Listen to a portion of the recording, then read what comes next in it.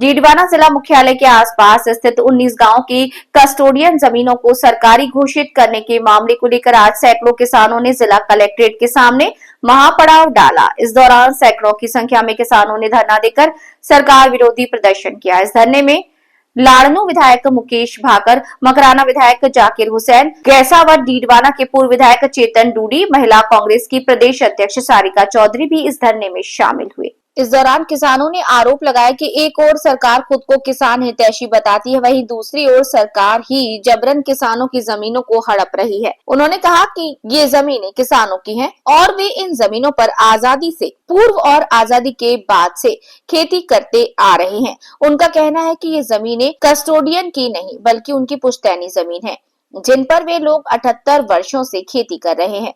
कई जमीनों पर भवन बन चुके हैं और घनी आबादी बस चुकी है। अब इन जमीनों को जिला प्रशासन गलत तरीके से अपने संरक्षण में ले रहा है।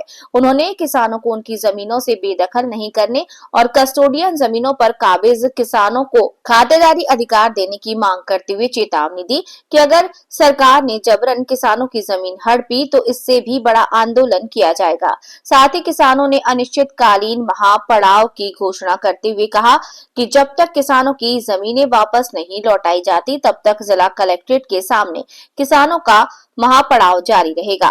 आपको बता दें कि 1947 में भारत विभाजन के दौरान बड़ी संख्या में मुस्लिम परिवार पाकिस्तान चले गए थे, जिनकी जमीनें सरकार ने कस्टोडियन घोषित कर दी थी। लेकिन पाकिस्तान जाने वाले कई रिश्तेदार व परिजन भारत में ही रह गए और इन जमीनों पर खेती करते रहे। मगर बीते दिनों सरकार ने इन जमीनों को सरकारी घोषित कर दिया, जिसके बाद किसान विरोध पर उतर आए।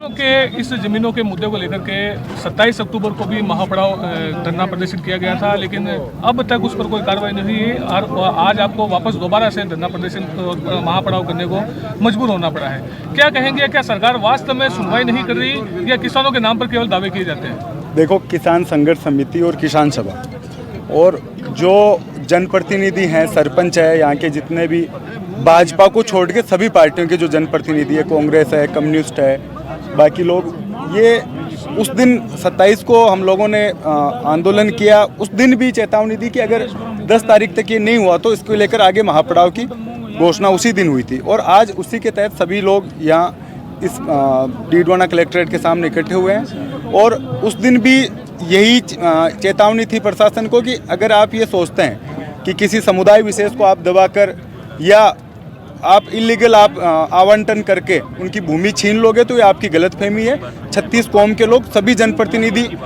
साथ में खड़े हैं। उसके बावजूद भी, जैसा अभी बागिर जी बोल रहे थे कि किस तरह से फाइलों का आवंटन इन्होंने किया है, कोर्ट ने स्टे दिया है, उससे आप समझ सकते हैं कि क्या दुर्भावना इस प्रशासन के दिमाग में है।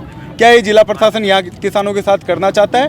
ये महापड़ाव जो फैसला किसान संघर्ष समिति, किसान सभा, सभी जनप्रतिनिधियों ने लिया है, उसके साथ हम सब लोग बैठे हैं। और जब तक इन मांगों पर सहमति नहीं बनेगी तब तक ये महापड़ाव जारी रहेगा। कलेक्टर और सरकार ये सुन ले, जल्दी से जल्दी अगर इन मांगों को नहीं माना गया तो आने वाले समय में जो प्रदर्शन होंगे, महापड़ाव चलेगा, उसकी जिम्मेदारी इनकी होगी। आपको आवंटन रद्द करने पड़ेंगे, नए आवंटन आप कर नहीं सकते, क्योंकि जब सरकारी भूमि आपके पास पड़ी है और उसके बावजूद आप लोग इस तरीके की एक दुर्भावनावश एक समुदाय विशेष को आप टारगेट करके अगर उनको उनकी ज़मीनों से बेदखल करना चाहते हो तो इसके खिलाफ सभी जनप्रतिनिधि एकजुट हैं।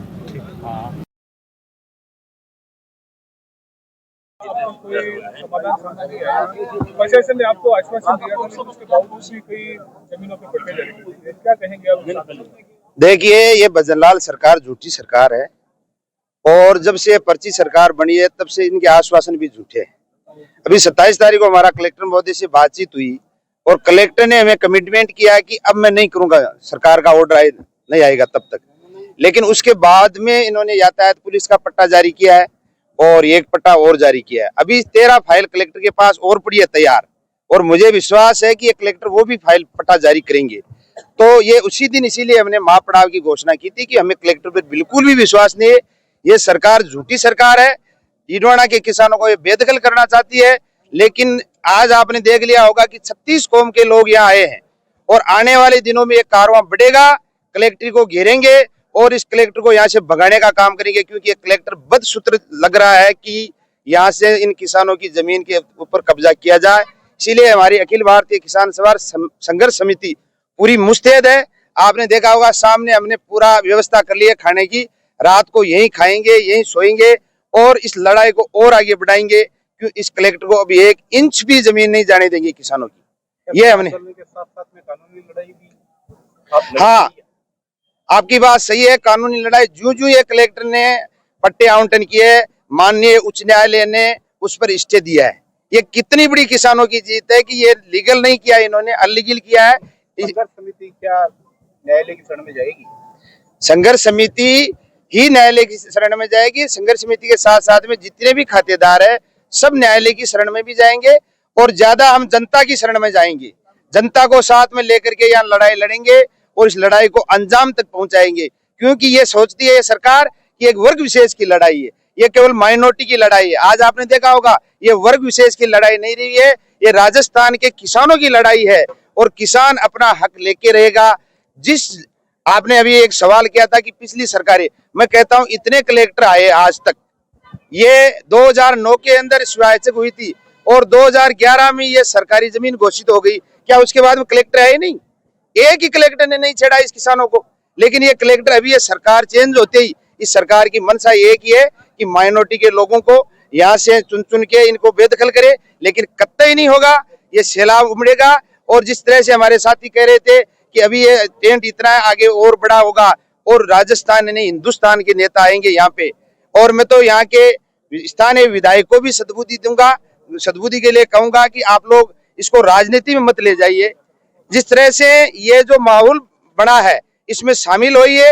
ये आप हम सब के लोग हैं, ये बेचारे गरीब लोग हैं, इनकी कोई सुनने वाला नहीं है। जब आज इस मौके पे राजनीति होगी तो इनके साथ में बहुत बुरा होगा। यही मैं अपील करना चाहूंगा।